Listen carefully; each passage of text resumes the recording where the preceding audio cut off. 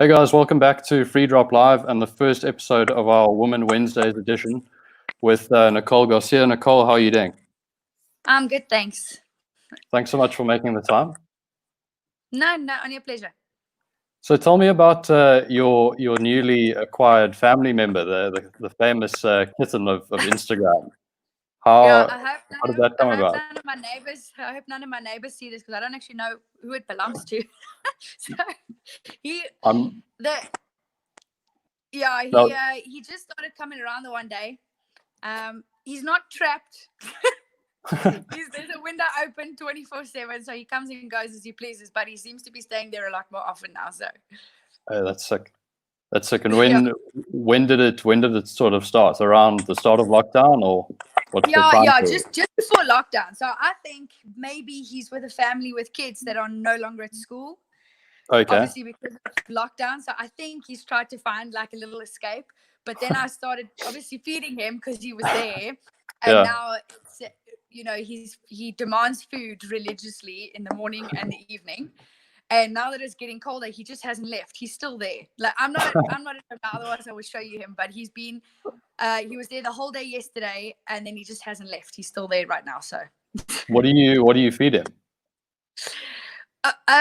Just I think it's like Pampers. It's not. I mean, I'm not feeding him shitty food. Maybe that's why he keeps coming back because it's the good stuff. That's like good food. Yeah, biscuits and Pampers and all the soft foods and the good stuff. And then I've also got him like kitty treats and things. So I think that's why he's coming back. So are you definitely more of a cat person than a dog person then? No, I'm probably an animal person. It's just I mean, I grew up with like big dogs. I grew up with 3 boxers and then a random poodle, but he was cute. But since we moved to Ubasi, we haven't had dogs. So we've kind of overcompensated with cats. My mom has a lot of cats. There's actually one sitting here right now with me. Oh, cute, man. So that's massive. So my mom has a lot of cats. So yeah, but I think my parents are ready for another dog now anyway. So hopefully there's going to be another dog. We can't have dogs because both of us travel, myself and Grant travel. So it's just not fair on the animal. Yeah, I'd imagine it wouldn't be ideal. Yeah, out of interest, how many weeks of the year are you actually away? I mean, look, if I was going to have a full season, so 2020, I think it worked out to I was away almost 30 weeks. Okay, sure. That's quite wild. Yeah, so it was because we did our calendar for the full. Obviously, this season was a lot better than the previous seasons. So previous seasons have been quite quiet for us in Europe. But on a good season and one that was coming up now, it was going to be close to 30 weeks. Jeez. That was maybe with a couple of weeks where we were just based somewhere else, but and not playing. But yeah. And I mean, you must be so pumped to now finally be injury-free and back to playing some good golf.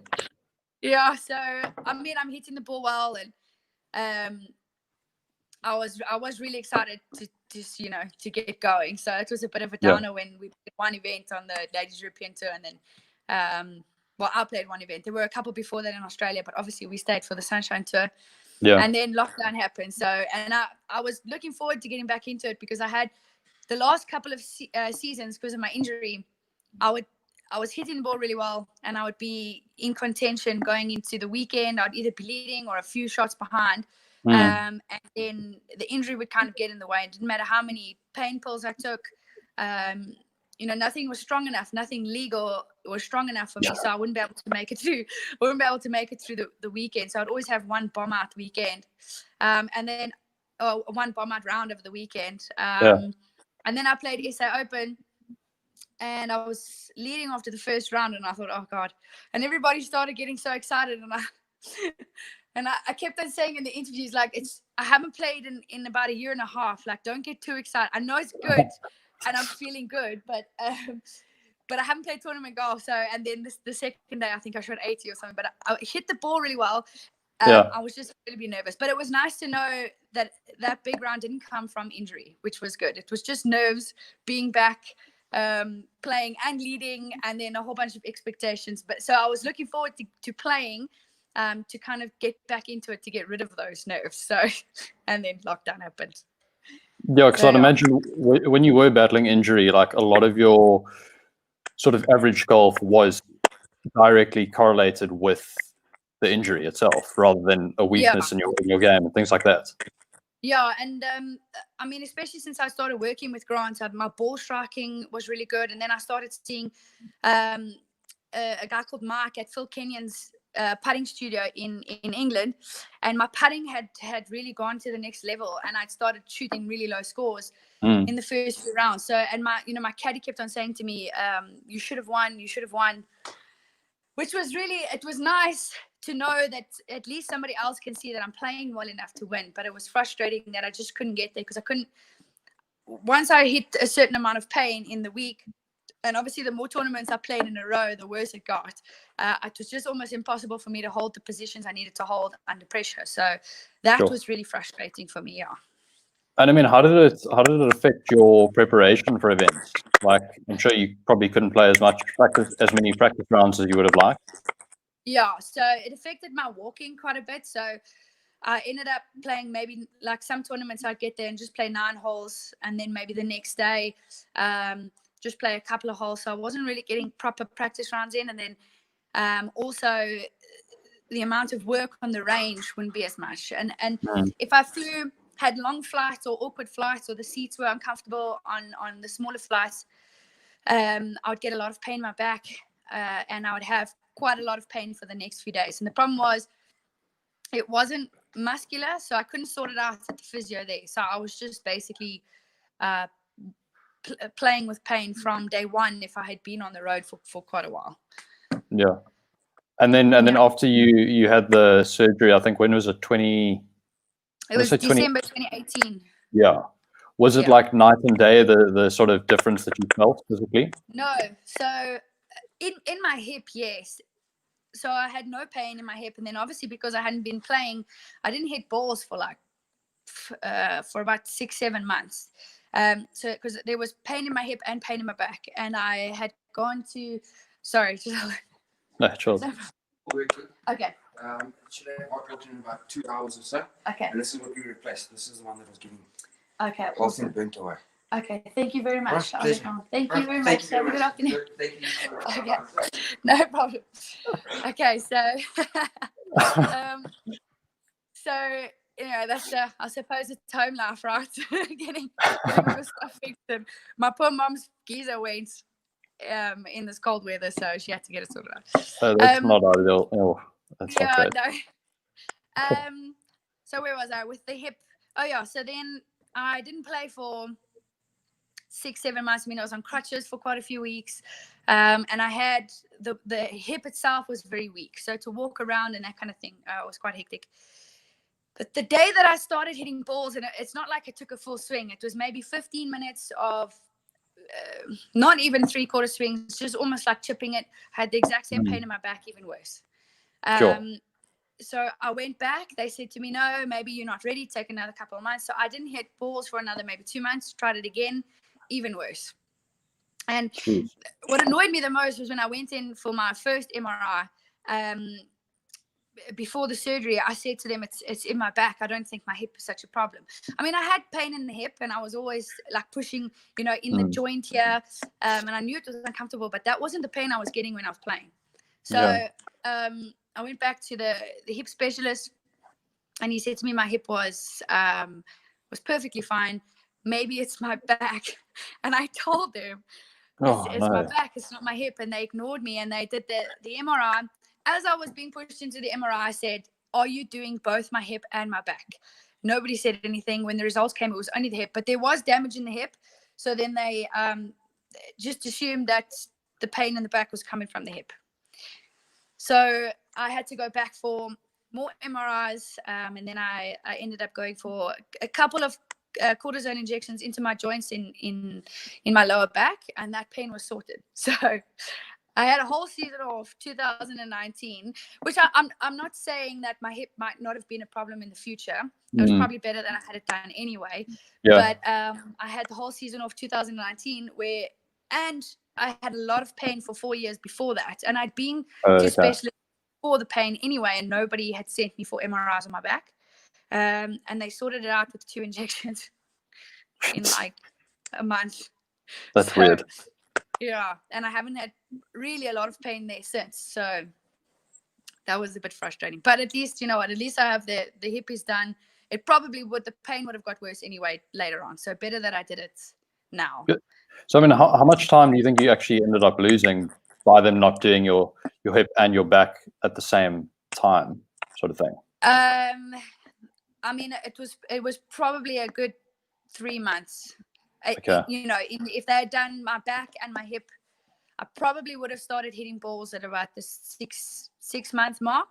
Maybe not full shots, but I probably would have been able to, you know, at least go stand, because it was uncomfortable for me to stand on the putting green. It was uncomfortable for me to stand chipping. So, and I only ended up probably hitting my first shot after 11 months. Sure.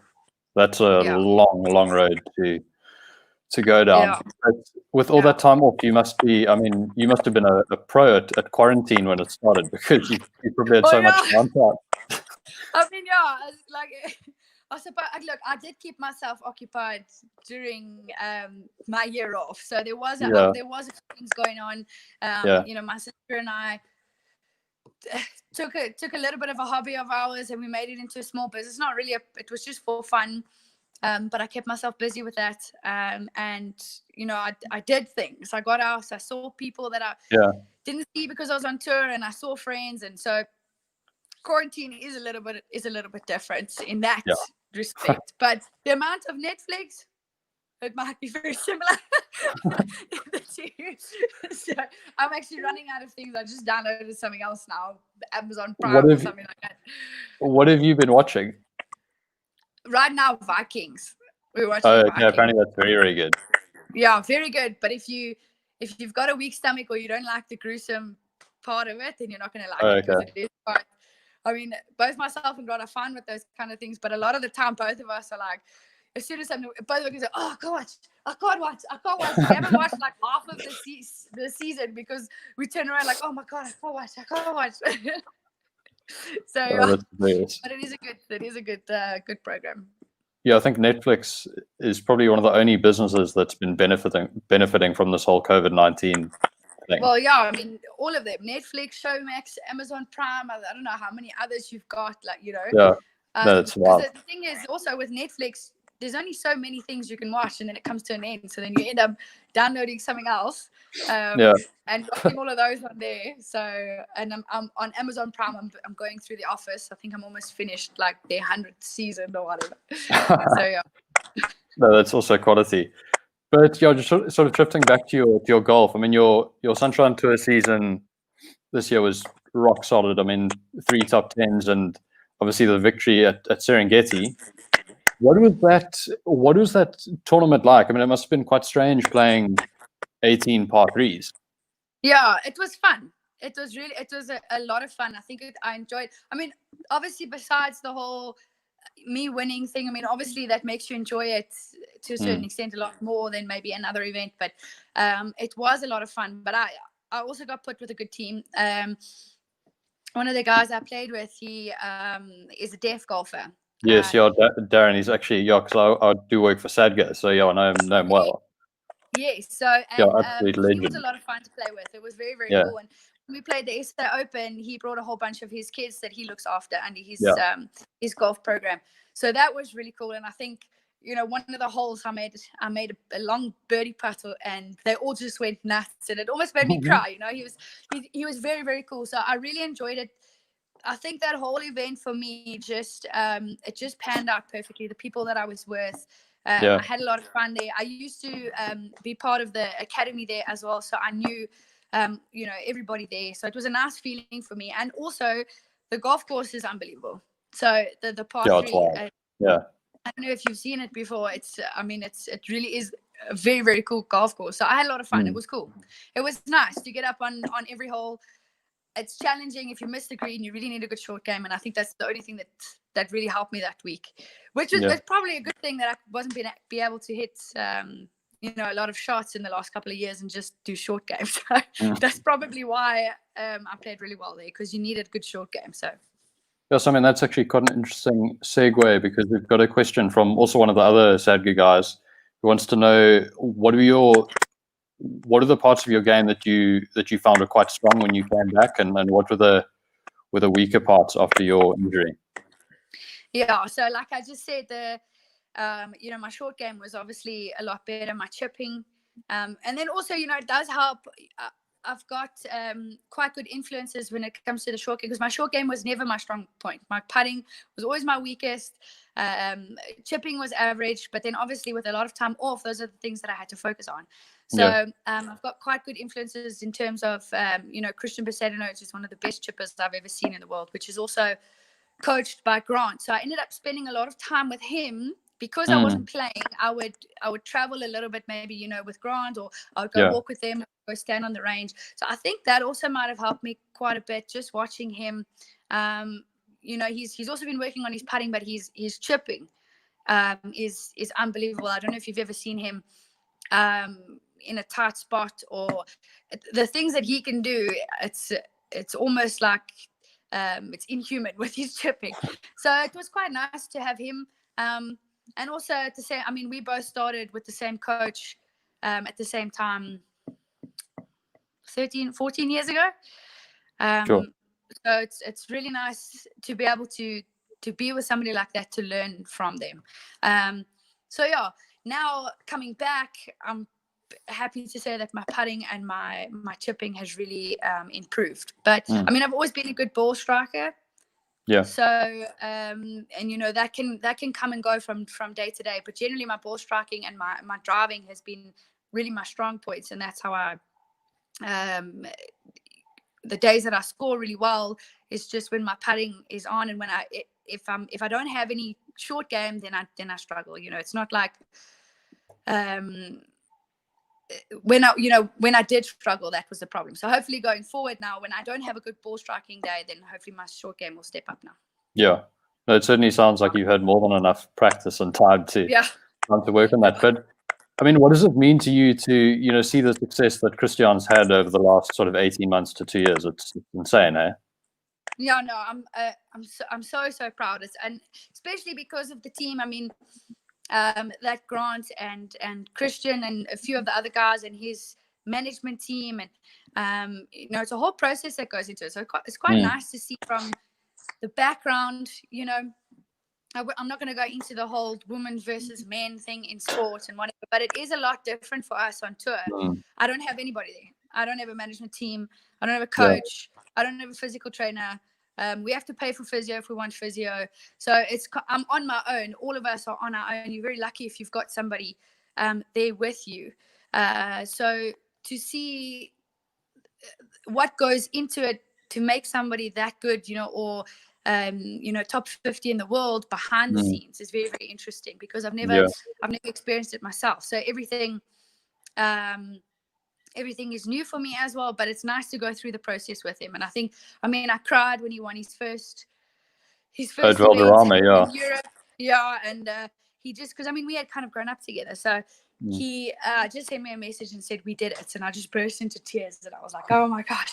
So it was very, very cool. We're both very close with our coach before Grant, and then obviously I'm getting married to Grant, so I'm quite close with him. Chris is also quite close with him. So yeah, no, it is very, very cool. And then when he won at Dimension Data, we were following on the fairway, and just to see his mindset on the golf course as opposed to off the golf course. He said, he came up to us and asked us on the sidelines, what did George do? Did he make par? So I think we found out what he did, and we said, no, he made par. And he said, okay, good, because I'm going to make eagle. And we were like, okay. And this was us like standing on the fairway, and he hit the most unbelievable 5-iron. I think it was to like 6 or 8 foot, and he made the putt. So that it was almost like a feeling like we had won. Like myself and a few other people were standing there, and we just went absolutely nuts. It was crazy. So it's very cool for me to go through that process with them as well. Yeah, I think because everyone always sort of sees the end product, and they never really see the graph that goes in behind the scenes, and also the people that go into helping you get to wherever you get to. So that's very, very cool. Yeah, But yeah. I mean, you picked up the game quite late, eh? I did, Relatively yeah. speaking. Yeah, I started playing when I was 16. And then I got to matric.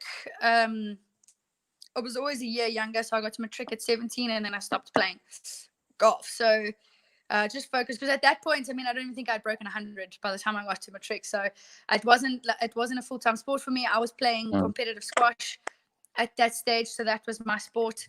And stopped for matric, and then after I finished matric, I picked it up again, and then that's when I started playing more and more amateur events and really getting into it. And then obviously I went to university and I played for TIC, so that was very cool. Okay, and was it sort of a tick that you realized that you had the game to potentially give the pro ranks a go? Yeah, and it was only much later. I think I'd only won my first amateur event when I was at university. Well, I don't know. Maybe I don't know if I'd won it before university or if I was at university. But the year that I decided to go to Q school, I think I had won quite a few amateur events, and I thought, oh well, let me go see. I'll go to. At that point, I was very privileged, and my parents could send me to Q school because it's quite expensive, and I went almost as an experience, just to find out how far I was, away from possibly turning pro, because I didn't even know at that stage if I could do it, if I was good enough. I'd never played overseas. Like I just thought, oh, let me go see it. And I ended up getting my card. I was like, oh. So I phoned Leanne Pace, and I asked, because I didn't really know what it meant either. I didn't know what a card was. I was so clueless, actually. Now that I think about it, it's so bad. I had no clue. So I phoned her, and she said to me, it's not a Solheim Cup year, so take it. And my category wouldn't have been that good, but I got a card, and because it wasn't Solheim Cup year, I would have got into more events. So I took it, and then that's it. And then I lost. I think I made maybe one cut that whole year. Missed every other cut. I don't think you shouldn't sell yourself short. You made two. Oh, thank you. You made 2 out of 10, I think. Remember. I don't know, y'all. I missed a whole bunch by like 1 or 2, and I ended up going back to Q school. But it was such a humbling experience for me, because at that point, then I had to start paying for myself. I was very lucky my parents could send me to Q school the first time, but after that, I was on my own, and then it was different grass, different countries. I was traveling on my own. I didn't know anybody really besides 1 or 2 other girls. And it was a big shock to the system. And then also playing competitive golf for money. To be able to play for the week. And it was a huge shock to me. I'd never done anything like that before. So lost my card. But I went back to Q school. I performed really well. At my second Q school, I think I won the first stage by quite a bit, and then I came 5th in final stage, and then that's it. Then I've been on tour since then, so it was a big learning curve for me. Yeah, that's wild. I think, last week I interviewed Cora Gawler, as I said to you earlier, and I mean, she was saying it's quite strange, that like your first couple of pro events, like having to actually make cuts and stuff, that's not really something you think about too much when you're playing the amateur game. So having that element is certainly different. Yeah, I mean, when you're playing amateur, I mean, at the end of the day, it doesn't really matter, does it, if you make the cut or not? Yeah. And you're purely out there just for fun, just to better yourself. There are no other thoughts. And I mean, it should be like that anyway. But when you first turn pro and you've got nobody with you, and there's nobody to guide you out there, and you start missing one cut after the next, and you're missing it by one shot, and it's quite difficult to deal with it on your own. That's why I keep emphasizing that the girls, a lot of the girls, I'm not saying there's all the guys have people there with them, because I mean a lot of the guys are also going through the same thing, the guys on the lower ranks and that, but it is very difficult for the girls, especially to go overseas to Europe when you're on your own. So it was quite a big thing for me, probably to meet Stacey Bregman on tour. And I think from my second year, she was assigned as my big sister on tour, even though we never spoke in the first year, but she won't tell you that. But, she was quite a big help for me, after I got my card back, and just to keep my card. Yeah. Because I suppose having a decent support structure is so crucial.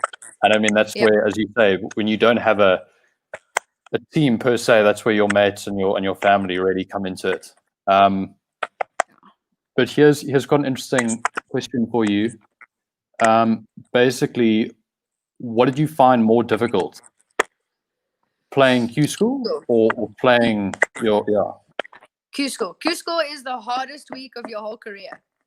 Final stage. First stage for us, it's the hardest tournament you'll ever play. Q school. And I mean, every single pro that I know says the same thing. It's a terrible feeling. It's so stressful to think that you have to perform in this 1 week to be able to play for your livelihood for the next year. It's a weird feeling, like, you know. And I mean, you know, golf, you can have a really good day feeling unbelievable, and the next day you come out and it's like no way. you don't know where the hole is. So it's a bit of luck but good preparation at the same time. And I think also if you don't have good guidance going to Q school, it's going to be very, very difficult. I mean, I was lucky I had Grant with me my first Q school, and I still remember he said to me, if you mess up, don't worry, everybody else here is just as nervous as you are. And I even remember where we were standing in Morocco when he said that to me, and it definitely sticks with me, because I mean, I've been to a couple of LPGA Q schools as well where I've performed and then the next week not performed, and I'll always remember that. Like, I always look at the other girls and think, like, they're just as nervous as I am, and it's a crazy week. You can actually feel it in the atmosphere. It's not like a normal tournament. You know, your rookies and people who haven't played the event, they're obviously going to have a certain amount of nerves, but your other competitors, so it's a much nicer feeling going there knowing that they're just there to compete. Where at Q school, everybody's it's just like a big ball of nerves in the clubhouse. I mean, the ebbs and flows throughout the week must be insane. Like, you know, one moment things are going your way, and then the next they go pear-shaped, and then you scrambling to make up shots again. Yeah. I mean, it's also it's a crap feeling when you're playing so well, and then all of a sudden it just goes south, and you don't know why. But then again, I say, you know, at the same time, also to be able to handle that is also, you've got to have a bit of guidance out there. And like the thing is, you know, if you're on your own out there, it's difficult. You can only start working on that when you come back. You know, when you come back and you talk to your mentors and you talk to where it would be really nice, you know, if they could be there to see you on the golf course, to see what's happening, and then discuss it afterwards. And you know, that's like the ideal situation. Otherwise, it is very, very difficult. Yeah. But you know, obviously after your rookie season, you know, the nerves sort of settled, and 2015 was a lot better. What is it like getting your first pro win? I mean, that must have been quite a surreal feeling. Yeah, it was very cool. I think that was Glendower. Yeah, you won by 4. So yeah.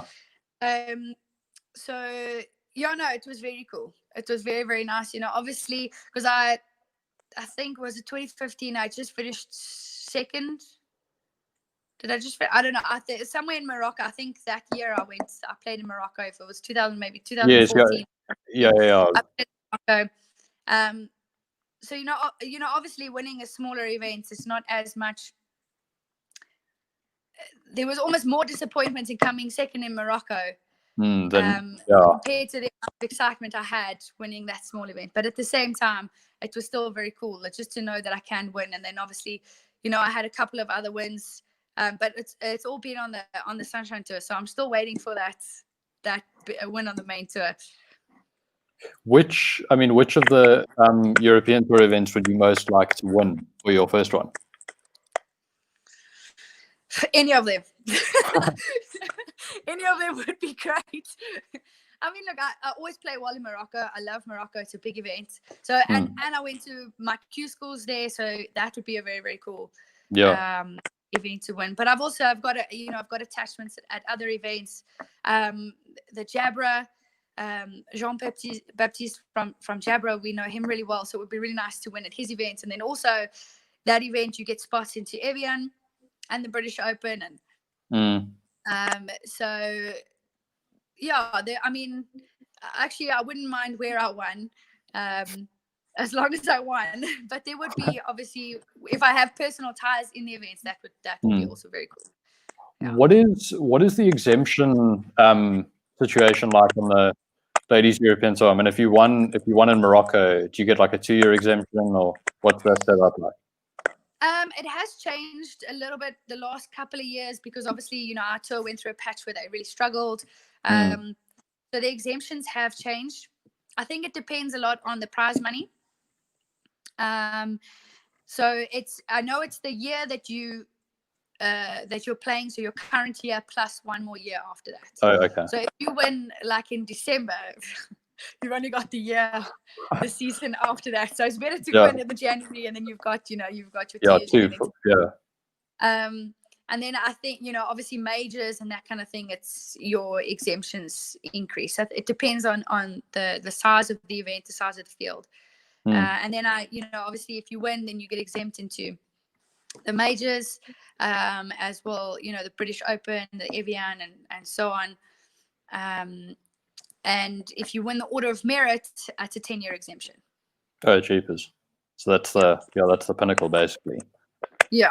So you'd ideally like to win the Order of Merit. It means you've won the most money for the year, and you get 10 years exemption. Cool bonus there. But what, you've been on tour for 5 or 6 years now. What would you say are the biggest differences you've noticed between a really solid amateur and like a good pro, like a solid pro? The differences between a solid amateur and a solid pro. Yeah. It's fair. Yeah. I think there isn't actually a lot of difference, because a good pro plays more like they were playing an amateur event, if you know what I mean. So somebody who not so worried about the money, not so worried about making the cut, all they're worried about is their next shot. And so I think you almost need to, if you're struggling out there, you almost need to go back to how you played as an amateur. I think the biggest difference from amateur turning professional is that mindset changes. So a lot of the time you see good amateurs that never really make it as a professional. Sure. Because they don't seem to keep that mindset of how they played when they were an amateur going into professional ranks. And I think that's the biggest, and everybody does it because it's all of a sudden it's different. But the girls or the guys or whatever, that play really good professional golf are not as worried about, missing the cut or where, or the money part, or they're just worried about creativity, playing the game, which is mostly what the good amateurs are good at. Yeah. Well, that's a very, very complete answer. Thank you. But, sorry, I just want to quickly find this question. So, as I say, you've been on tour 5 or 6 years. When did you feel like you truly belonged out in Europe and you were like settled and in the groove, sort of thing? I think in my second year, after I'd lost my card and I went back to Q school, when I came second in Morocco, that's when I felt like, okay, I can win. Yeah. And it was just unfortunate that shortly after that, I'd already started experiencing pain in my hip and my back.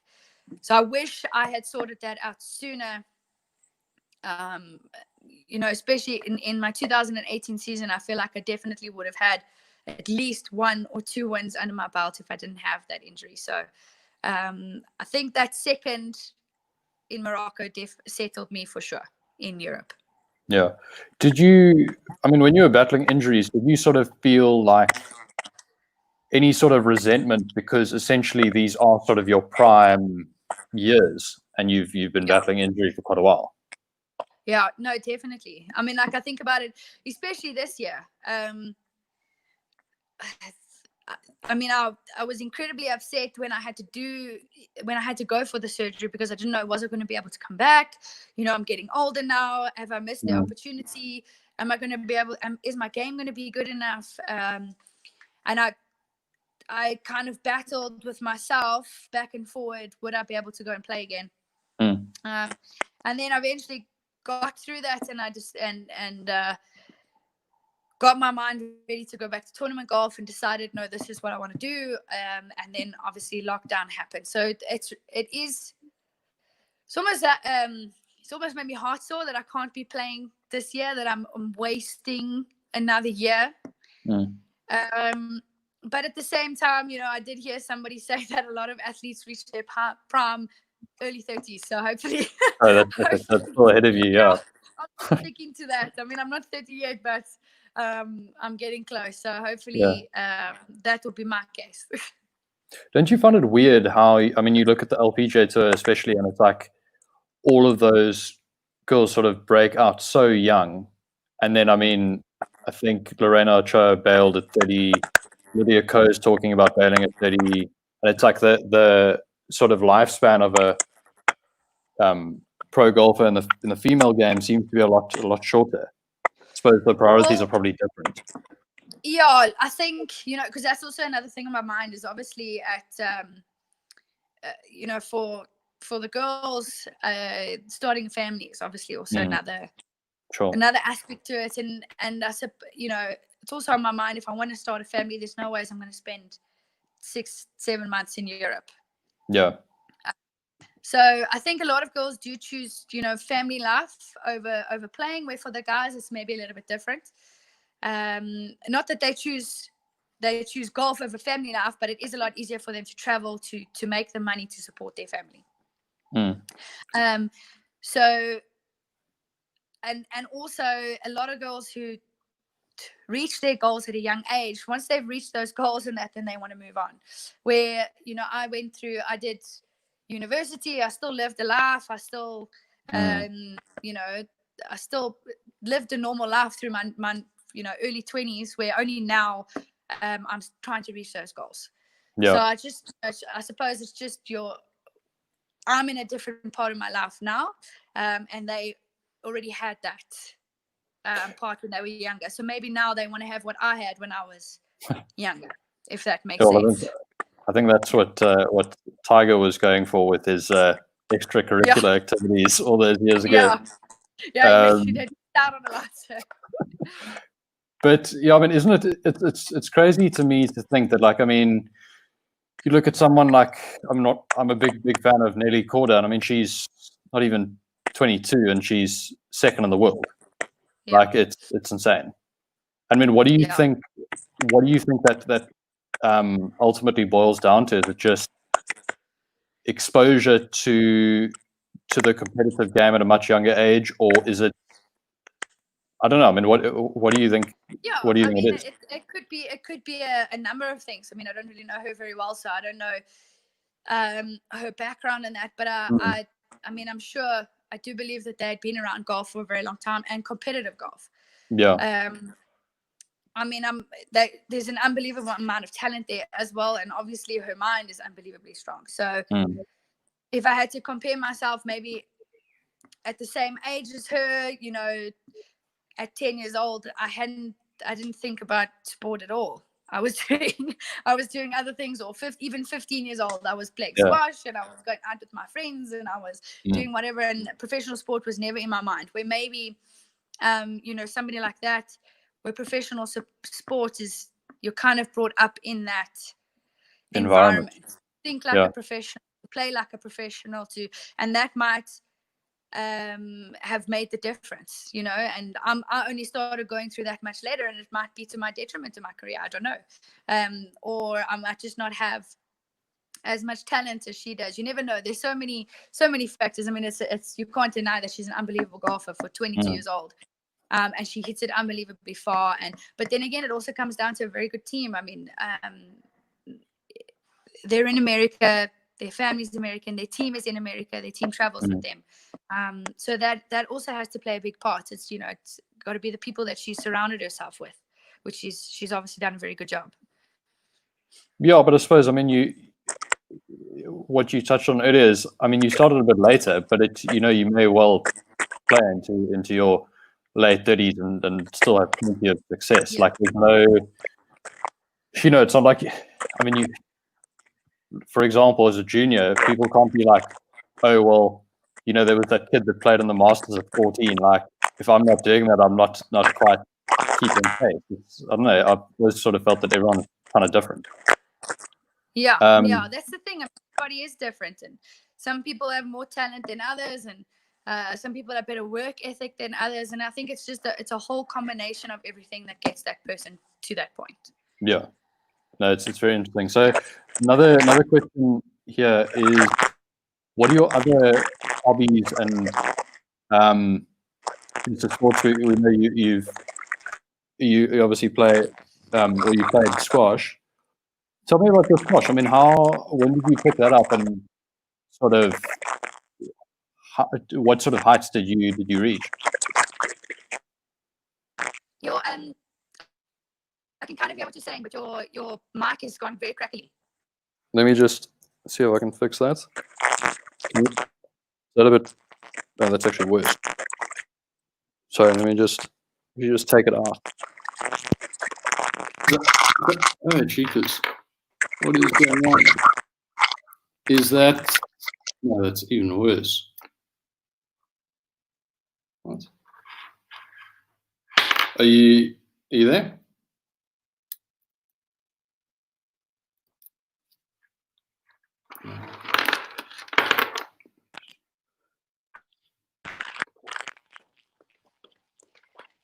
Is that any better at all? I can kind of hear what you're making out. So, sorry, let's try this again. I'll answer the question in the meantime while you're talking about that. Yeah. So I obviously, and I have a weird hobby where I fix up old furniture and I make furniture, and so that's kind of my weird hobby. I'm just trying to find a charger while I'm talking to you. No. So yeah, that's my hobby is doing furniture, fixing it up, putting it back on our legs, making boards with resin, massive tables. I love tables. So yeah, very very strange, but that's my hobby, making furniture. When did you get into that? Probably about just after I got on tour. We would have like a few weeks off, and I didn't know what to do with myself, and I loved the whole DIY thing. So I would go get some furniture off our legs, fix it up, and then it went from just fixing up old furniture to making furniture, and then it went from making furniture to finding different ways of making furniture. So I would go get resin. My sister and I would go find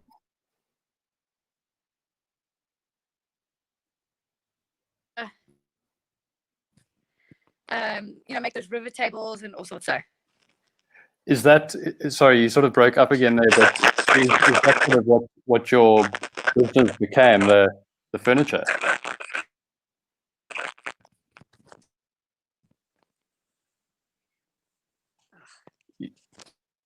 Is that any better? Sorry, I'm really struggling to hear your Let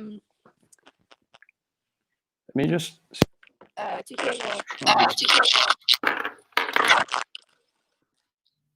yeah, I don't know what's going on. Still can't really hear.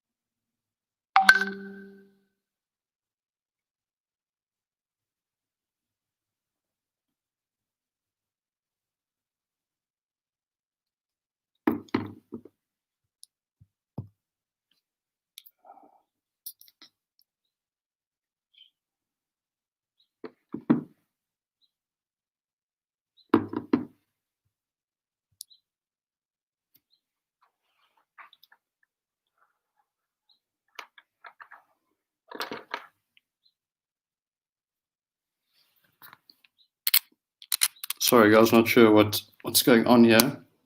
Let's just quickly try and sort it out. Otherwise, we'll have to try and get Nicole on again, because that was a very, very cool chat. So I just want to try something.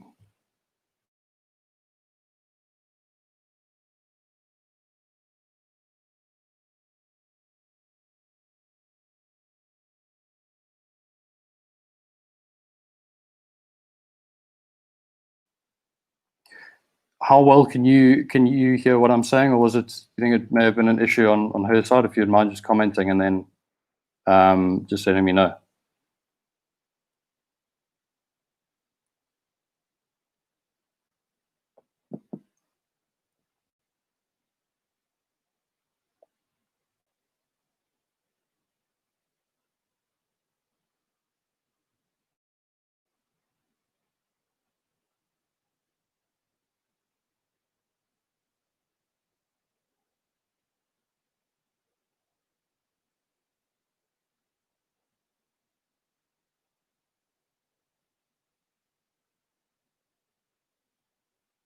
Who else? Just bear with me for 2 seconds. I'm just going to try and resolve it. Otherwise, we'll call it.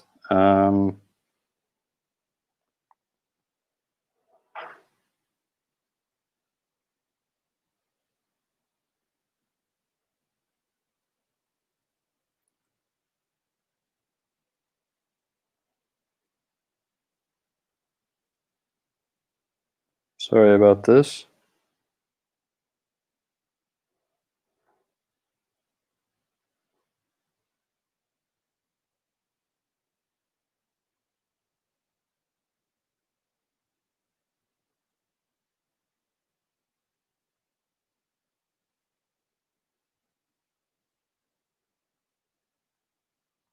Yeah, just bear with me for like 2 seconds, and I'll just see if she replies. Otherwise, yeah, we'll definitely try and reschedule.